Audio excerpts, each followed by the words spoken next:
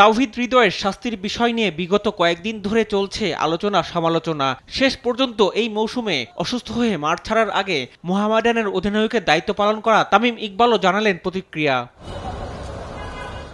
বৃহস্পতিবারই জানানো হয় তাওহিদ হৃদয়ের ইস্যুতে কথা বলবেন তামিম। এর জন্য শুক্রবার মিরপুর একাডেমি ভবনে নিজেদের মধ্যে আলোচনার পর তামিমের নেতৃত্বে ক্রিকেটাররা বিসিবি কার্যালয়ে আলোচনায় বসেন বোর্ড সভাপতি ফারুক আহমেদের সঙ্গে।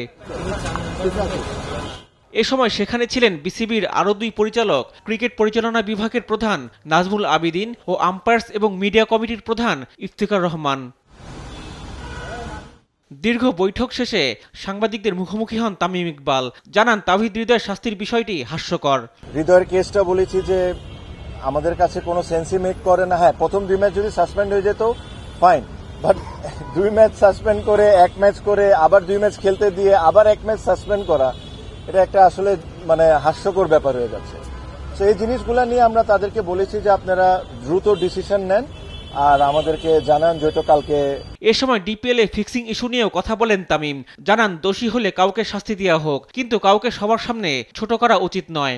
যদি ওখানে কোনো ধরনের কোনো কারাপশন হয়ে থাকে বা কোনো প্লেয়ার কোনো রং ডুইংসে থাকে, আমরা সবাই চাই এটার শাস্তি হোক, আমরা এটার সাথে 100%।